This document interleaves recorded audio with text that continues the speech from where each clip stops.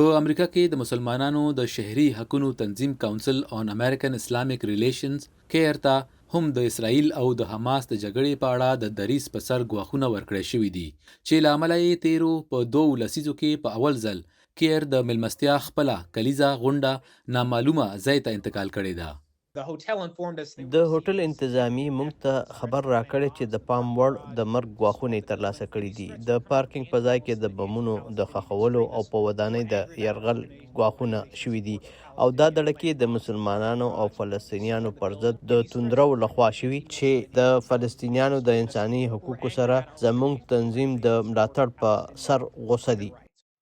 د امریکن جویش کمیټې تر مخه په امریکا کې د یهودیانو ځینو عبادتخانو آنلاین او هایبرید خدمات په منځني ختیځ کې د جګړې سره تړلې بم د ګواښونو په سبب ځنډولي دي. د دغې کمیټې اړیکې سمانتا وولز سره وي چې د امریکا ډیټرویټ ښار کې د یهودي عبادت ځای مشره وه او د اکتوبر په 21مه نیټه په خپل کور کې چا وژلې وه. پولیسو داسې شواهد نه دي موندلي چې دا د کرکې جرم و، خو پلټنې روانې دي. یهودي مشران اوس اضافي احتیاطي تدابیر نیسي. مونږ ګورو چې خلک هڅه کوي چې د هغوی شخصي معلوماتو ته د چا رسایي ممکنه نه وي. دا اوس داسې وخت دی چې مونږ ټولو ته باخبره او ویښ اوسېدل پکار دي.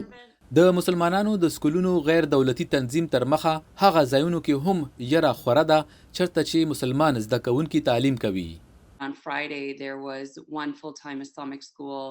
د جمعې په ورځ په شیکاګو ښار کې یو اسلامیک سکول ته د اعتبار وړ او تفصیلي ګواښ ورکړل شوی.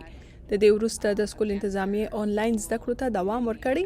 په لوړو کلاسونو کې استادانو زده کوونکو ته اجازه ورکړې چې د ځان خوندي ساتلو په لړ کې خپل احساسات شریک کړي. یهودي سکولونه هم په فعاله توګه کوښښ کوي چې خپل امنیت مضبوط کړي.